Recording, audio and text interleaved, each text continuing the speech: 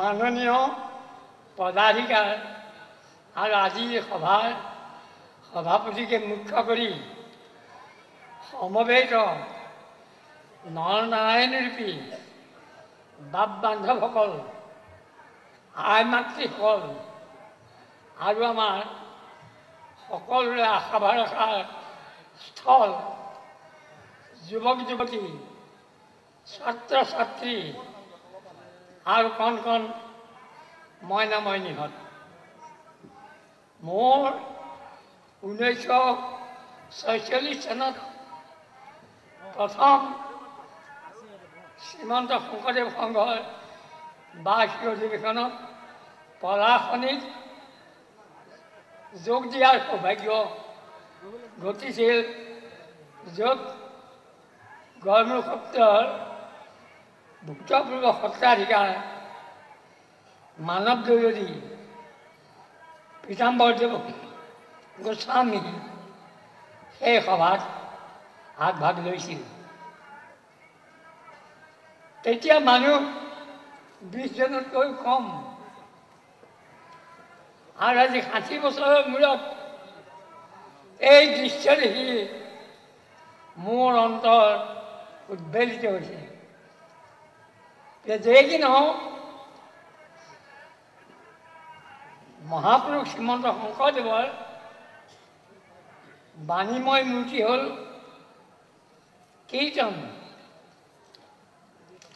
শুনিও মাধৱ মোৰ থাকিবাৰ স্থান, কীৰ্তনত অসম মোৰ মূৰ্তিৰ সমান। গতিকে সেই কীৰ্তনতে প্ৰথম লাইনটোত আমি সকলোৱে পঢ়িছোঁ, কিন্তু চিন্তা নকৰোঁ কাৰণে তাৰ তল পোৱা নাই। প্ৰথমে প্ৰণাম ব্ৰহ্মৰূপী সনাতন, পোনেই ব্ৰহ্মৰূপী সনাতন আমাক নমস্কাৰ কৰিবলৈ আদৰ্শ দেখুৱালে। এই ব্ৰহ্ম কি? তেতিয়া এইটো বিষয়ে ব্ৰহ্ম শব্দটো উচ্চাৰণ কৰা বাৰণ আছিল।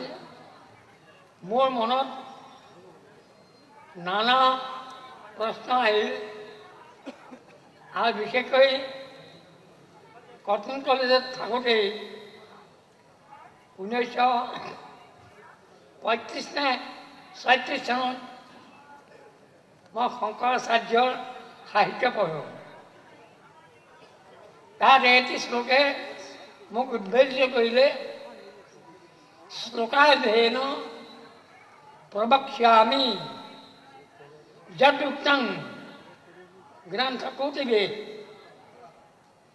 কোটি কোটি গ্ৰন্থই যি কথা প্ৰকাশ কৰিছে, মই আধা শ্লোকত সেই কথাটো আপোনালোকক ক'ব খুজিছোঁ। সেই আধা শ্লোক কি? ব্ৰহ্ম সত্যং জগন মিথ্যা জীৱ ব্ৰহ্মৈব নাপৰ। এই শ্লোকটো পাই মোৰ মহাপুৰুষ শংকৰ গুৰুলে প্ৰথমে প্ৰণাম ব্ৰহ্মলৈ মনত পৰিলে। কিন্তু তথাপি মোৰ মনত ব্ৰহ্ম শব্দটো পৰিষ্কাৰ হোৱা নাই। কিন্তু কিবা সুকৰ্মৰ ফলত মই 1943-44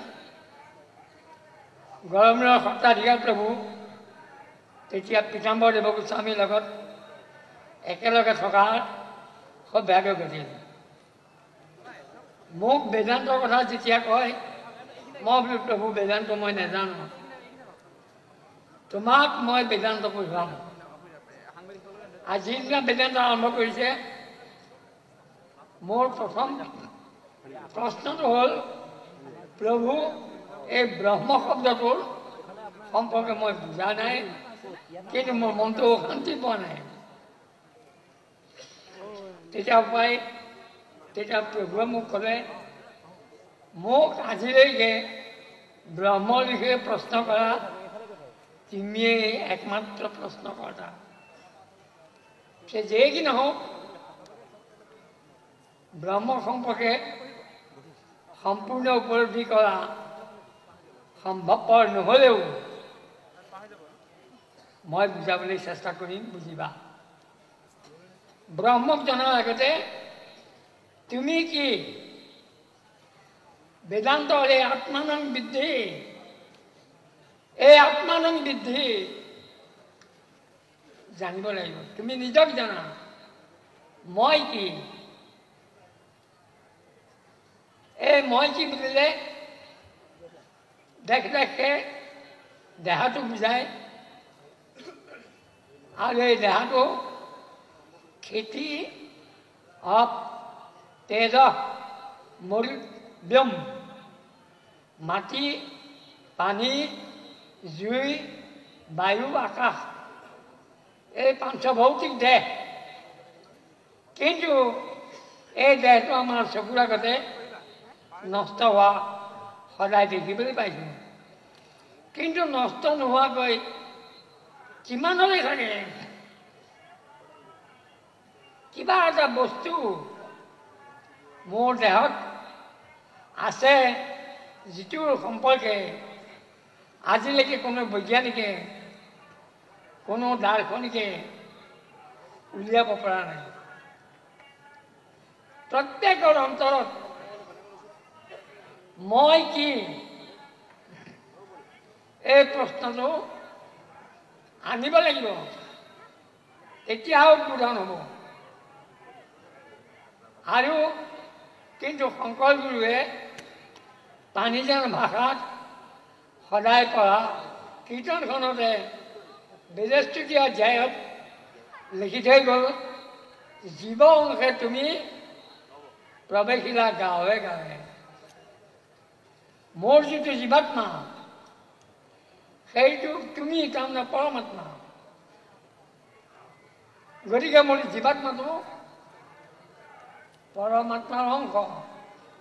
প্ৰত্যেকজনে এইটো উপলব্ধি কৰিব পাৰিব লাগিব।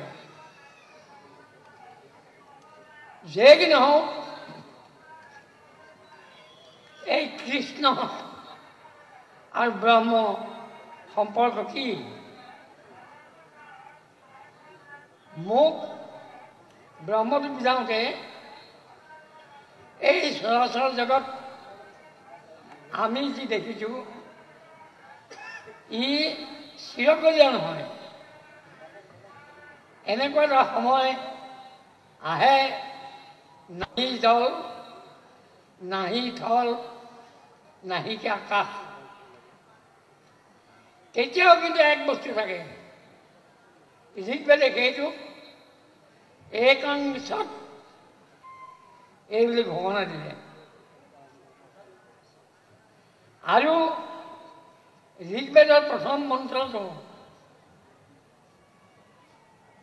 যেতিয়া মই প্ৰভুৰ কথা আলোচনা কৰোঁ, অগ্নিম ইলে পুৰোহিতং যজ্ঞস্য দেৱম ঋত্বিজং হোতাৰং ৰত্নধাতমম।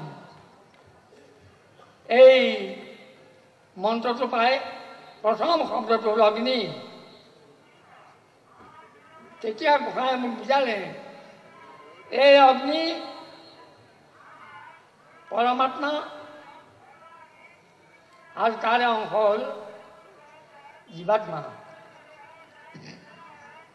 আৰু দেহটো কি? এটোপাল পানী আকাশৰ পৰা পৰে ডাৱৰ হৈ, সেই ডাৱৰৰ পানী মহাসাগৰৰ। গতিকে পানী এটোপাল হ'লেও ই মহাসাগৰৰ অংশ। মোৰ সেইদিনাই মোৰ দেহটোৰ সম্পৰ্কে আৰু আত্মাৰ সম্পৰ্কে এটা ভাৱ আহিছে। এই ব্ৰহ্মই যে নিৰ্গুণ নিৰাকাৰ, কোনো সৃষ্ট পদাৰ্থ নাই, তেতিয়াই তেওঁক ব্ৰহ্ম বুলি কয়। বিশ্ব ব্ৰহ্মাণ্ড সৃষ্টি কৰিলে সগুণ কিন্তু নিৰাকাৰ, তেতিয়াই তেওঁ নাম ল'লে বিষ্ণু। কিন্তু এই দুটা সহজভাৱে ৰাইজে উপলব্ধি কৰিব নোৱাৰে। নাৰদে বঞ্চি বুজাবলগীয়া হ'ল ব্যাসক। ব্যাসে চিন্তা কৰি আছে, মই কিয় মানুহবোৰক আগবঢ়াই আনিব পৰা নাই। নাৰদে এনেকৈ কৈছে মহাপুৰুষৰ ভাষাত, নাৰদ পদ্ধতি শুনা মহামুনি ব্যাস, তুমি সে কৰিলা জগতকে সৰ্বনাশ, নিৰন্তৰে পশুৰ লগাইলা তুমি প্ৰাণ, নাহি মন্দ কৰ্ম আৰু ইহাৰ সমান। এই যে ব্যাসেও ভুল কৰে, এই উক্তিৰ পৰা জানিব পাৰি। কিন্তু আমাৰ এতিয়া গাঁৱে ভূঞে বেদৰ বিষয়ে জনা মানুহ ইমান বেছি, মই আচৰিত হওঁ। গৰু এটা যদি হাল বাওঁতে শুৱে, এজন বেদজ্ঞ পণ্ডিত ওলালহি, বোপাই বেদৰ বিধান, ভঙুৱা 5জন আনি ভাং কেইচেলিমান খুওৱাৰ ব্যৱস্থা কৰা। এইবোৰ বেদজ্ঞ। আৰু আজিলৈকে এই বেদ শব্দটোৰ ওপৰত মহাত্মা গান্ধী, বিবেকানন্দ, ডক্টৰ ৰাধাকৃষ্ণ এইসকলে যথেষ্ট লিখিলে। বেদৰ আচল অৰ্থ জ্ঞান। সেইকাৰণে শংকৰদেৱে যে ক'লে, শুনিও মাধৱ মোৰ থাকিবাৰ স্থান, কীৰ্তন দশম মূৰ্তিৰ সমান, নিপুণে যিজনে গুৰু মোহক বোলয়, কীৰ্তনতে দশমতে দেখিবে নিশ্চয়। ঘোষা নামা শাস্ত্ৰ এক, তুমিও কৰিবা, ঘোষা ৰত্নাৱলীৰ মধ্যে তুমিও থাকিবা। সেইকাৰণে আমাৰ মনত কীৰ্তন, দশম, ঘোষা, ৰত্নাৱলী 4 বেদ চলি। যেই কি নহওক, এই কৃষ্ণৰ লগত আমাৰ সম্পৰ্ক কি, এই বিষয়ে মহাপুৰুষ শংকৰদেৱৰ অসংখ্য উপদেশৰ মাজত এটা উপদেশে মোৰ দৃষ্টি আকৰ্ষণ কৰিলে। সেইটো প্ৰতিজন সেৱকে মহাপুৰুষৰ যাতে যিসকলে গুৰু বুলি মানিছে, একাদশ স্কন্ধতে আছে, বিচাৰি পাব। কৃষ্ণে খে পৰম বন্ধু, কৃষ্ণে খে ঈশ্বৰ। কোনে আমাৰ মনলৈ সাহ এটা আনি দিলে, কৃষ্ণ ঈশ্বৰ, তেওঁৱেই কিন্তু আমাৰ বন্ধু। কৃষ্ণে খে পৰম আত্মা, সমস্ত লোকৰ।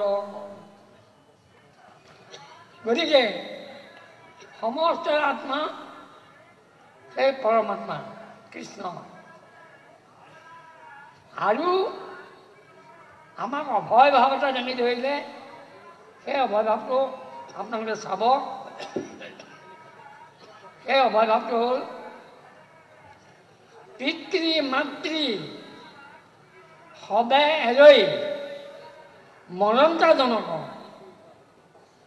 মৰিলেও পাৱেলাক বান্ধৱ কৃষ্ণক। এইটো আমাৰ কাৰণে ডাঙৰ অৱদান। সেই বান্ধৱ কৃষ্ণকত হেন বন্ধু কৃষ্ণ আছে, হিয়াত সাক্ষাৎ মৰৈ তাংক নভজি সীতা নিৰ্যাতন। যিজনে আমাক ৰক্ষা কৰিব মৰণতাৰ সময়তো, সেইজনৰ ঘৰত প্ৰত্যেকৰ হৃদয় হৃদয় থকা। কিন্তু আমাৰ এতিয়া দুখ এটা হ'ল, সেই দুখটো হ'ল নাও এৰি তল যায় জলত বিবুধি। নাওখন থাকোঁতেও আমি নাওখনৰ আশ্ৰয় নলৈ আমি পানীত ডিঙি মৰিবই। যেনে লোগী মৰৈ আছে কৰে আকৌ দিয়ে ওচৰতে ঔষধ আছে কিন্তু মৰে হাতৰ অমৃত এৰি কৰৈ বিষপান হিয়াৰ কৃষ্ণক এৰি ভজৈ দেৱ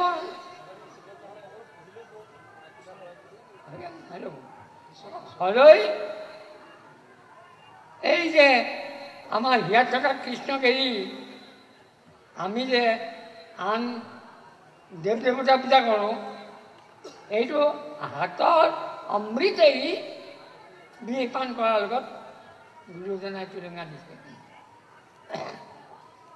আৰু গীতা ভাগৱতৰ ইটো শাস্ত্ৰৰ সন্মত এই মতটো হ'ল গীতা ভাগৱতৰ গতিকে বাপসকল মই উদ্বোধনত কেইটামান কথা মাত্ৰ ক'লোঁ প্ৰথম কথা হ'ল আমি যে ভগৱন্ত কৃষ্ণ আমাৰ যে হৃদয়ৰ বস্তু সেইটো জানিব লাগিব আৰু যি নাম ধৰ্ম কৃষ্ণ সূৰ্য ভৈলন্ত উদিত নাম ধৰ্ম কৰিলা বিদিত মোৰ সৃষ্টিকৰ্তা মোৰ পালনকৰ্তা মোক সংঘাৰকৰ্তা মোক উপায় দিয়া মোৰ পৰম বন্ধু সেই কৃষ্ণই এই নাম ধৰ্মটো প্ৰৱৰ্তন কৰিলে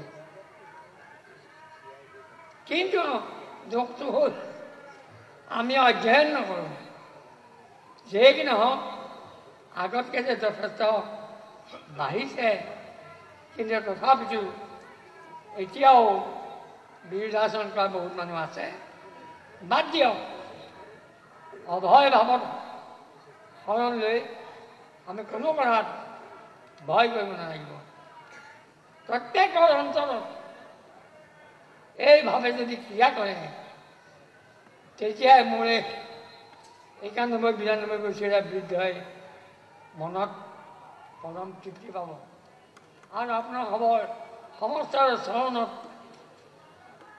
মই ধৰি প্ৰাৰ্থনা কৰিছোঁ এই ভাৱটো যাতে আমি মানৱ মাত্ৰাই গ্ৰহণ কৰিব পাৰোঁ আৰু সমাজত সেই চিন্তা কৰোঁ আৰু সেইকাৰণে আমাৰ প্ৰাৰ্থনা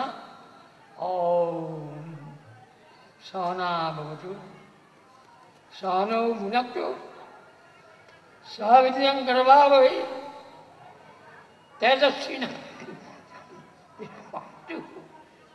মা বিদ্বিষাৱহৈ মই এই মহান আশাৰে ভগৱন্ত চৰণত পৰম প্ৰাৰ্থনাৰে সকলো যাতে অধ্যাত্মবাদী হয় তাৰ কাৰণে প্ৰাৰ্থনা জনাই আজি এই মহাসভাৰ উন্মোচন কৰিলোঁ সৰ্ব প্ৰাৰ্থী আপোনালোকৰ চৰণত ঠাই দিয়ে কৃষ্ণ হৰি